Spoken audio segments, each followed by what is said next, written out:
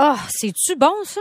Ah, ça fait du bien en ce beau mardi midi. Corinne Côté, viens nous casser ce rythme, s'il te plaît, en nous parlant d'un jeu vidéo plate. Écoute, en 1995, le jeu vidéo le plus plate de l'histoire a été inventé.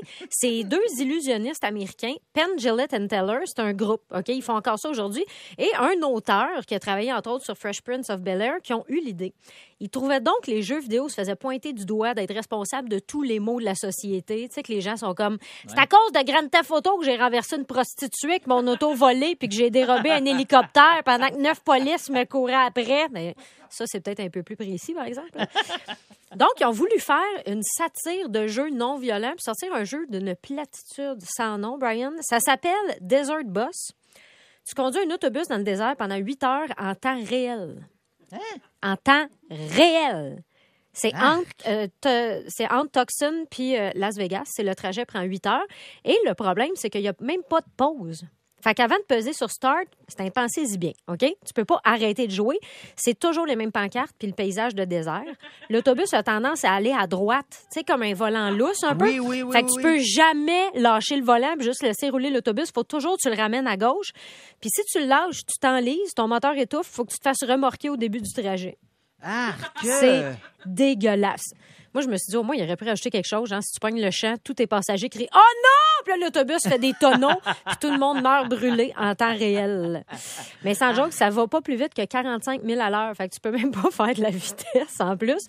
Moi, j'aurais aimé ça qu'il y ait un niveau expert. Tu sais, t'as un monsieur assis en arrière de toi qui se roque la gorge aux 23 secondes, qui est comme « Puis une madame assise à côté qui critique ta conduite. Moi, j'aurais pas passé par là. » Puis dans le super niveau, t'as Keanu Reeves et Sandra Bullock qui rentrent, puis il faut jamais que tu descendes en bas de 50 miles à l'heure, sinon ta console explose. Moi, ça, j'aurais pas eu ça. J'ai jamais osé jouer, même si c'est gratuit sur Internet.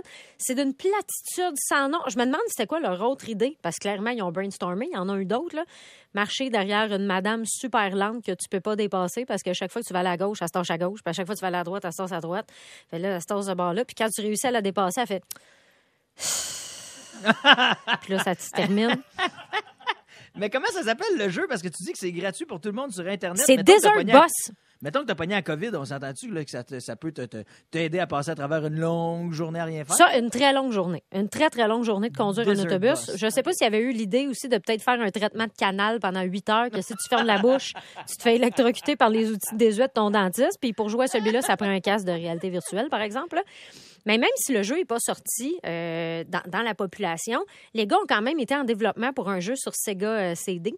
Puis, ils ont mis Desert Bus là-dessus. Puis, ils voulaient même faire un concours pour mousser les ventes. Le premier joueur qui obtient 100 points, soit 800 heures de conduite plate d'autobus, il gagne un vrai voyage en autobus du désert entre Tucson et Vegas avec des showgirls puis un groupe de musique. C'est bien mauvais. Mais finalement, c'est jamais sorti. Il y a juste une couple de copies qui ont été envoyées à des journalistes pour faire de la promo. Puis c'est resté mort jusqu'en 2005. Puis là, un moment donné, il y a un journaliste spécialisé en histoire de jeux vidéo obscurs. Il a reçu un paquet avec une copie du jeu. Il l'a mis sur Internet, puis à chaque année, il y a un événement qui s'appelle Desert Bus for Hope, où il y a des gens qui jouent pour ramasser de l'argent pour une bonne cause. Ils ont réussi à ramasser plus d'1 million de dollars depuis le début de l'événement. C'est pas pire quand même. Et il y a une vidéo de 8 heures disponible sur YouTube que je suis allée regarder, Brian, où quelqu'un joue en temps réel. 8 heures. J'ai pas écouté le 8 heures, mais tu sais, tu peux glisser puis tu vois une miniature. Là. À 1h45 du vidéo, il y a une bébite qui s'écrase dans la fenêtre.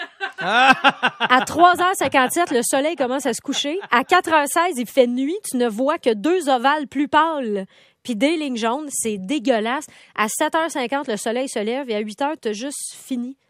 Tu sais, il n'y a rien. Il n'y a pas de feu d'artifice cheap comme quand tu réussis ton solitaire ou bravo. Juste fini, plate, comme ma chronique.